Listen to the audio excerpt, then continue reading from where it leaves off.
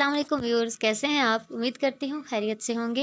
ENG 201 की lecture series का आज 24वां लेक्चर है, जिसमें हम लॉन्ग रिपोर्ट्स को लिखने का तरीका देखेंगे। पिछले लेक्चर में हमने उसकी प्लानिंग देखी थी कि प्लान करते हुए यानी लिखने से पहले क्या क्या चीज़ें करना ज़रूरी हैं।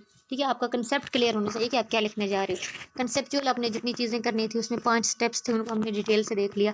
तो आज हम राइटिंग के प्रोसीजर को देखेंगे कि जो एक राइटिंग होती है लॉन्ग रिपोर्ट की, वो किस तरह होती है। तो सबसे पहले है रिपोर्ट प्रोडक्शन कि planning formal reports and proposals conduct the necessary search, यानी उसकी प्रोडक्शन के लिए आपको काफ़ी काम करने पड़ते हैं। आपको रिसर्च करनी पड़ती है, आइडियाज़ को ऑर्गेनाइज करना पड़ता है, ठीक है, डेवलप करने पड़ते हैं। कुछ विजुअल एड्स आप हेल्पिंग के लिए मैंने मॉडल्स वगैरह बना लिए, कुछ ग्राफ वगैरह बना लिए, टेबल बना ली, कुछ भी जो आप यूज़ कर रहे हो साथ विजुअल एड्स, ठीक है। ड्राफ्ट करना होता है अपने टेक्स्ट को, और ये सारी चीज़ें टाइम कंज्यूमिंग्स होती हैं। हर चीज़ आपको रिसर्च कंडक्ट कर रहे हो तब भी, आइडियाज़ को ऑर्गेनाइज कर रहे हो, विजुअल एड्स बना रहे हो, कुछ भी कर रहे हो, तो ये सारी चीज़ें टाइम कंज्यूमिंग होती हैं। तो केयरफुली एडिटिंग और री राइटिंग के बाद भी जो है वो एक पॉलिश्ड वर्जन बनाने की ज़रूरत होती है, ठीक है, यानी आखिरी लेवल तक जाने के लिए काफ़ी टाइम लगता है। अब सबसे पहला है कंपोजिंग अ फॉर्मल रिपोर्ट, यानी एक रिपोर्ट को कंपोज करने के लिए, एक रिपोर्ट को बनाने के लिए जो एक प्रोफेशनल रिपोर्ट होती है ना, एक फॉर्मल रिपोर्ट, वो सबसे पहले ये इंप्रेशन उसका देना ज़रूरी है कि जिस मौजू पे मैं लिख रहा हूँ ये मौजू इंपॉर्टेंट है, मेरा सब्जेक्ट इंपॉर्टेंट है, ठीक है। क्योंकि एक जो फॉर्मल रिपोर्ट होती है उसमें बहुत सी फॉर्मेलिटीज़ होती हैं, क्योंकि आप एक ऑर्गेनाइजेशन के अंदर लिख रहे हो तो उसके अपने कुछ रूल्स होंगी, फॉर्मेलिटीज़ होंगी, एम्बेलिशमेंट्स होंगी, कुछ रिक्वायरमेंट्स होंगी, वो कंप्लीट होना ज़रूरी है। यानी जिस हालात के लिए, जिसके लिए लिखी जा रही हैं, वो उसकी जितनी भी डिमांड्स उससे हैं वो पूरी होनी चाहिए, ठीक है। तो 3 पार्ट्स यहाँ पे बताए गए हैं कि 3 पार्ट्स होते हैं फॉर्मल रिपोर्ट के। प्रीफैक्टरी पार्ट्स होते हैं, फिर बॉडी ऑफ द पार्ट्स, और फिर सप्लीमेंट्री पार्ट्स। प्रीफैक्टरी पार्ट्स यानी कि शुरू के पार्ट्स। शुरू के पार्ट में क्या क्या आएगा? टाइटल फ्लाई वो पहली फर्स्ट शीट होती है जिसके ऊपर जस्ट पार्ट उसका नाम लिखा होता है, ठीक है, जस्ट नाम लिखा हुआ रिपोर्ट का। दूसरा है टाइटल पेज। टाइटल पेज में क्या होता है कि 4 चीज़ें होती हैं। टाइटल ऑफ द रिपोर्ट, फिर उसके बाद जिस बंदे को अथॉराइज की गई रिपोर्ट, यानी जिस बंदे ने रिपोर्ट लिखने के लिए कहा है, उसका नाम और उसका एड्रेस, और उसके बाद नेम, टाइटल एंड एड्रेस उस पर्सन का जो रिपोर्ट तैयार कर रहा है, और चौथा कि जब ये रिपोर्ट सबमिट होगी वो तारीख, ठीक है। ये तो हो गया। फिर दूसरा था body of the part. Body of the part में 2-3 चीज़ें आएंगी, इंट्रोडक्शन आएगा, टेक्स्ट आएगा, और टर्मिनल सेक्शन आएगा। इंट्रोडक्शन में क्या आएगा कि आप जो है वो समराइज़ करेंगे पूरे कॉन्टेक्स्ट को, कि पूरे जो पर्पज़ है रिपोर्ट का, या पूरे जो ओवरव्यू होगा आपके मेन आइडिया का, वो इसमें एक्सप्रेस करेंगे, ठीक है।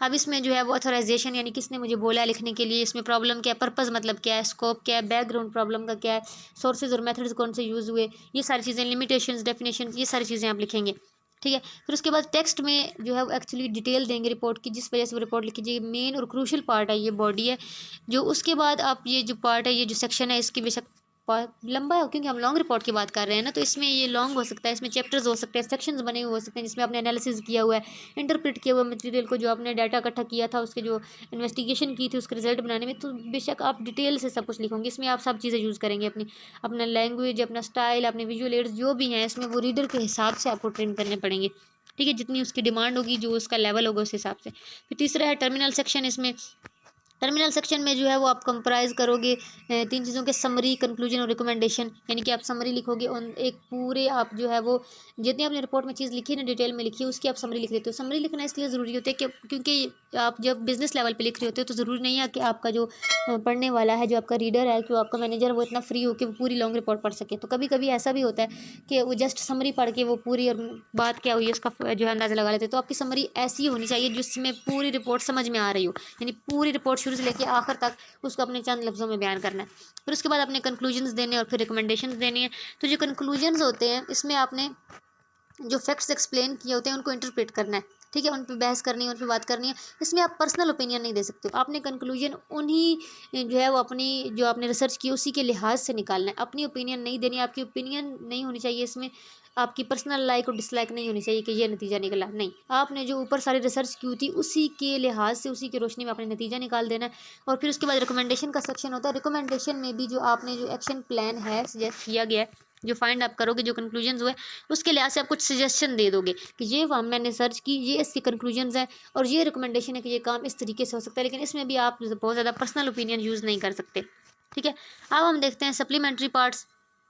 सप्लीमेंट्री पार्ट्स में क्या क्या चीज़ें आती हैं? अपेंडिक्स आ जाती है, बिब्लियोग्राफी आ जाती है, ग्लॉसरी हो जाती है, और इंडेक्स हो जाती है। अपेंडिक्स क्या होती हैं कि आप जो भी चीज़ें इसमें इंक्लूड कर रहे हो, टेबल्स वगैरह, पिक्टोरियल्स, तारीफें, जो सॉरी तस्वीरें, ग्राफ, चार्ट, कुछ भी तो आप एडिशनल इन्फॉर्मेशन बीच में यूज़ करते हो, अपेंडिक्स होती है, ठीक है। बिब्लियोग्राफी क्या होती है कि आप उन सोर्सेज का रेफरेंस दोगे जहाँ से आपने डाटा इकट्ठा किया था, चाहे आपने किसी बुक से पढ़ा था, न्यूज़पेपर से पढ़ा था, मैगजीन से पढ़ा था, जहाँ से भी आपने किसी डिपार्टमेंट से लिया था, आपने उसका रेफरेंस देना है, वो बिब्लियोग्राफी है।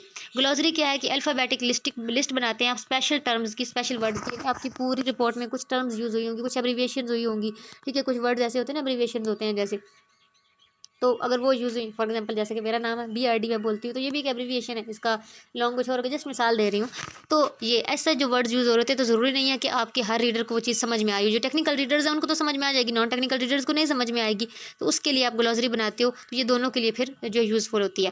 फिर उसके बाद होती है इंडेक्स। इंडेक्स में क्या है कि आप लिस्ट बनाते हो टॉपिक्स की, उन टॉपिक्स की जो डिवीजन हुई होती है, सब डिवीजन हुई होती है कि इस रिपोर्ट में कितनी सारी चीज़ें, तो आप उनकी लोकेशन के लिहाज से कि यानी फ़लाँ सफ़े पे फ़लाँ चीज़ है, फ़लाँ सफ़े फ़लाँ, वो जो एक पूरी फ़हरिस्त जिसे कहते हैं उर्दू में, फ़हरिस्त बना दोगे आप, आइटम्स को लिस्ट आउट कर दोगे, और ये जो है वो अल्फ़ाबेटिकल होती है, यानी ABC के टर्म्स के लिहाज से। तो ये जो है, उसके बाद नोट है विजुअल एड्स के बारे में कि when illustrating the text of any report you face the problem of choosing any specific form that best suits your message. Moreover, good business ethics demands you to choose a formal visual aid that will not be mislead your audience.